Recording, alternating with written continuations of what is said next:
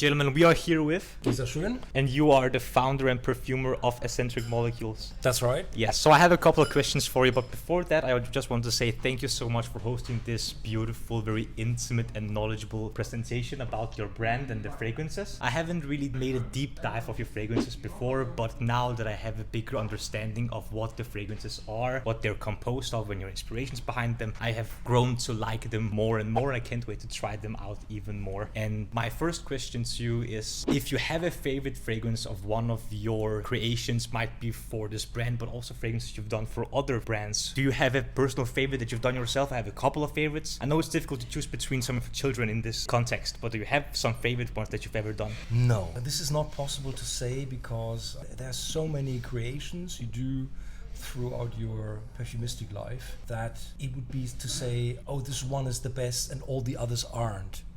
You find for every fragrance you've done, you find people who would go, this is the best I've ever smelled. And somebody else would go, oh, this is just horrendous. So same here. I mean, I can tell you what I'm wearing. I'm wearing M+ Ginger when I wear one of our fragrances. Other than that, I'm very happy to take a break for fragrance because, you know, that's what you do. When you're a chef, you don't come home and you start cooking. Yeah, exactly. You want something more easygoing. Yeah, exactly. So same here. M+ Ginger, that's what I wear, what I really enjoy because I love ginger. By the way, good choice. I have that one myself. It's really nice. It's very zingy, very bright. That's right. But yes. Still very woody due to the Isoi Super. Very uplifting, yeah, I agree. Exactly. Yeah. And apart from your own creations, do you have some personal favorite fragrances that you might have had or smelled before from other creators or brands that you think are simply something that you enjoy? Look, there's tons of fragrances I enjoy. Some I admire the formula, but I don't admire the fragrance. That also happens, that you really think that's very brave to do it this way, but I wouldn't want my wife to be smelling of it. And my last question for this short interview is, what type of advice do you have for someone who's either pursuing a dream of their own to either start being a perfumer or create their own brand, or generally someone who wants to chase their dream, might be whatever? Do you have some advice for some type of people that might be wanting to pursue something bigger? Yeah, I mean, as with everything, I think, you know, there's probably space for another nose in the world doing her or his own fragrances, but it always starts with the idea.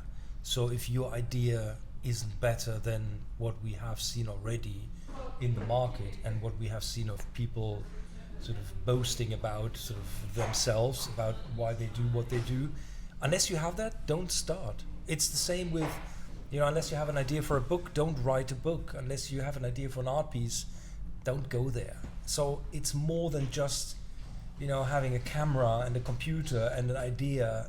It takes more to actually pin something down, get it done, also be convinced that it's actually really a good idea and not just something you came up with.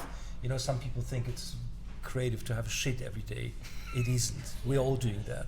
You know, so that's why I think it needs to have a profound idea which proves that it was worth going through this. So like a typical passion and visualization of what you actually want and something creative and new. Yeah, I mean, you know, first of all, you need to know all the ingredients you need to create a fragrance with. That'll take you a few weeks and months to go through all there is. And then you need to learn how these ingredients react with each other. I mean, that's what we did for years. We did nothing but learn and understand the ingredients with each other. That you can't just go, oh, I like to have a brand and oh, I'm going to buy bergamot and cedarwood and it's all going to be fabulous. That's just really stupid. That doesn't work like that. Yeah, it's not as easy as it might sound. No, it's not. Well, Geza, thank you so much for your time. You're welcome. And No thank worries. you so much for the short interview. My pleasure. There you have it, guys.